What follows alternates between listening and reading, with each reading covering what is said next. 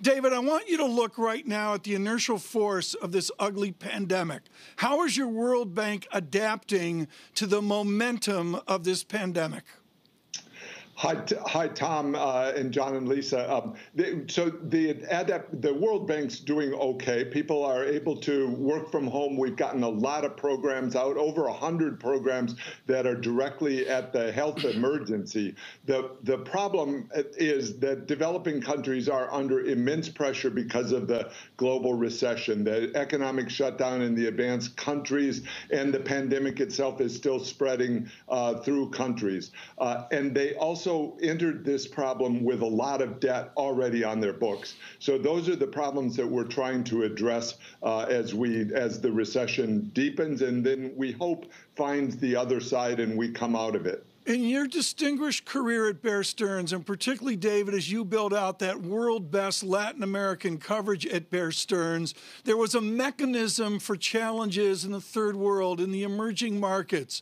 Are the mechanisms there right now, or do we just have to go to a debt suspension? I mean, can we use the processes in EM that we have available, or is this a new territory? I think we have to look at new territory because the debt itself has changed. In the 1980s, I was in the Reagan administration, and there was a Latin debt crisis that had come from the petrodollar recycling.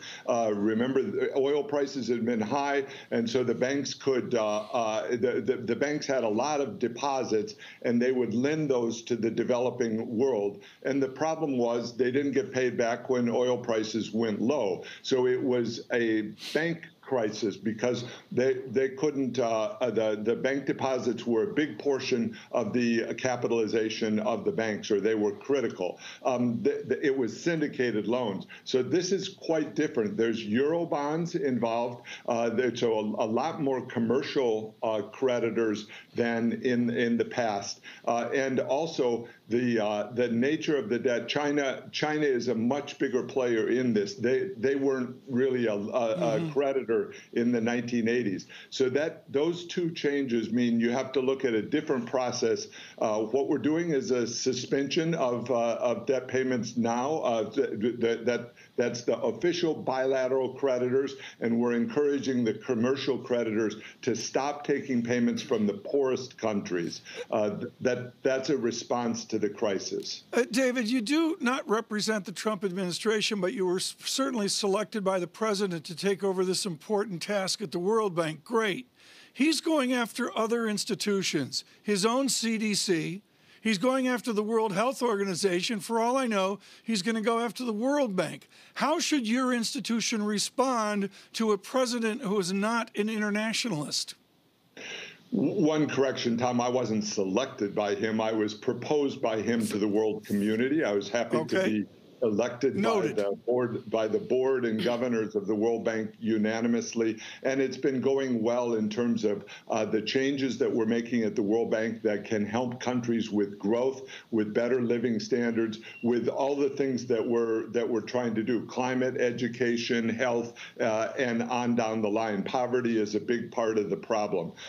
So if you boil it down, we want to have international cooperation among the various organizations, but the drive for growth has to come from individual countries. So that's what we're trying hard to do at the World Bank.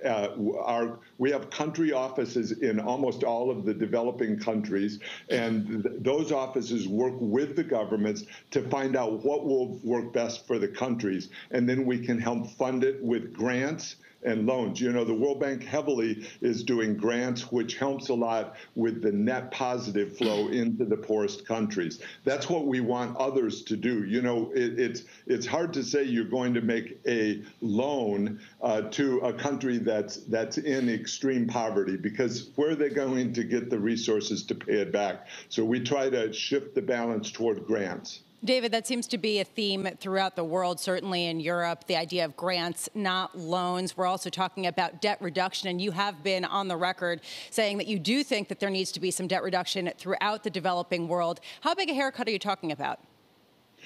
Well, we need to do the analysis of countries and what their debt sustainability levels are. How much debt can they support, and then reduce the amounts of debt to that.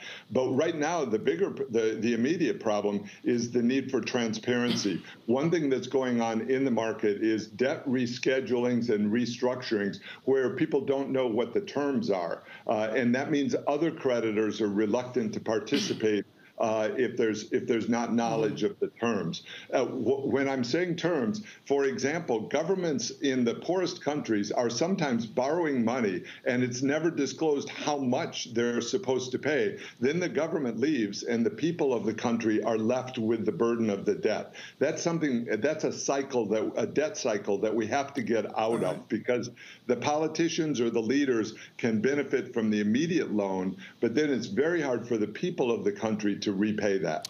David, in the news this weekend, Liz Sly's article in the Washington Post on Lebanon was heartbreaking. How can you affect assistance to a Lebanon that's being absolutely crushed right now? These are tough challenges. Lebanon had taken deposits into its banking system and paid a very high interest rate. I'll test your history, but remember the S&L crisis long ago in the U.S. You had this elevated interest rate that made it look good for depositors, but then when they began to withdraw, it created a banking crisis. What we're doing in Lebanon is trying to support the social safety net. That means actual cash to actual people, individual people, rather than trying to run it through the government and the banking system, which is so problematic now. David, don't test Tom's history. We'll be here all day. He'll start signing books. David, you know how this works. We'll be here for a long, long time. You know, as well as I do, that everybody wants to receive a grant, nobody wants to receive a loan.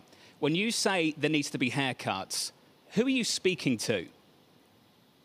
The official bilateral creditors right now, and so that's institutions in the U.S., government institutions that are lending heavily. More than half of it now is China, Chinese institutions that have lent to these countries. What they're doing right now is putting the debt payments at the end of the term. They're pushing it down the line rather than reducing it. So the net present value is being preserved. At some point, you have to reduce the net present value in order to create light at the end of the tunnel for the poorest countries. That's what I've proposed.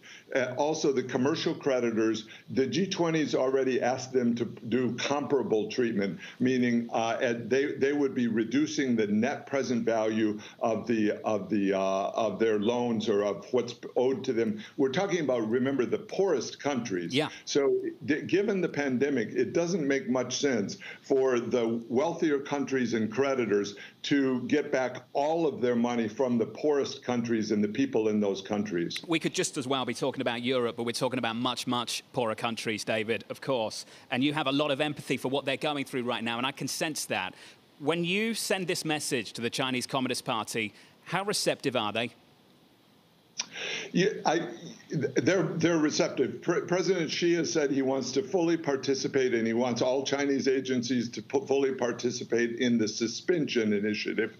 Then that gets into the details of what that means. So that's why what I've tried to do in the G7 meetings last Monday, a week ago, and in the G20 on Saturday, is be very specific about the need for the transparency. I'll give you one example. Central banks have been making deposits into other central banks and not labeling it a loan. So you make I'll just put money in your bank account, but it's really still my money, but it's not a loan to you. That needs to have more transparency on that practice so that others, when they're lending or giving grants to these countries, know what the totality of the debt is. So a lot of the work that we're doing this month and next month, what the World Bank is, what I've had people doing is put on the websites all the information that we have and then invite more information. We can shine a lot of light on this and make progress. The reason it's so important is countries can then invite investment into their countries with the knowledge that it's transparent, that the investor, the new money coming in, knows what it's getting.